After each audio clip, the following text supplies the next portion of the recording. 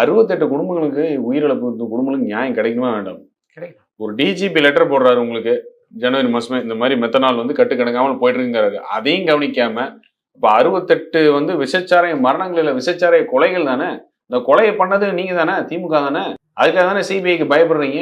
விசாரணை கொடுக்கக்கூடாதுன்னு சொல்லி நடுங்குறீங்க. அதுதான் நடுங்குறீங்க. அதுக்காக என்ன கள்ளக்குறிச்சியில் போய் ஆளை பார்க்காமலே இருக்கீங்க. அவ்வளவு பயம் இருக்குல்ல. அப்ப நிர்வாகம் எங்க இருக்கு? ஆட்சி நிர்வாகம் இருக்கு. சிபிஐ விசாரணைன்னு கேட்டதுக்கு எதுக்கு வழக்காடு பண்றது? சிபிஐ விசாரணை தேவையில்லைன்னு வாதாடுறாங்க வந்து.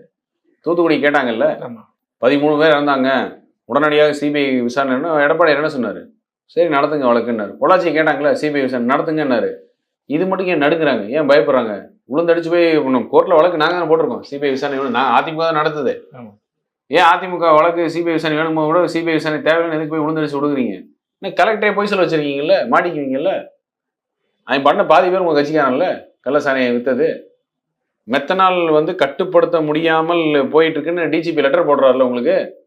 போட லெட்டர் வெளியே வரும்ல. அந்த டிஜிபி லெட்டர் அனுப்பிச்சதுக்கு அப்புறம் கூட நடவடிக்கை கையாளாகாத ஒரு முதல்வர் தானே ஸ்டாலின். இப்போ விஷயம் வெளியே வரும்ல. துணிச்சல் முதுகெலும்பு இருந்தா போய் நிற்கணும்ல மக்களோட. அங்கே ஏன் நிக்கல? ஏன்னா ஒருத்தன் கேள்வி கேட்டா ஸ்டாலின் அப்செட் ஆயிடுவாரு அப்படிங்கிற ஒரே காரணத்துக்காக இல்லையா? ஏன்னா நடிகர் அப்செட் ஆயிட்டாருன்னா ஷூட்டிங் கேன்சல் ஆயிரும்ல அதுக்கப்புறம்.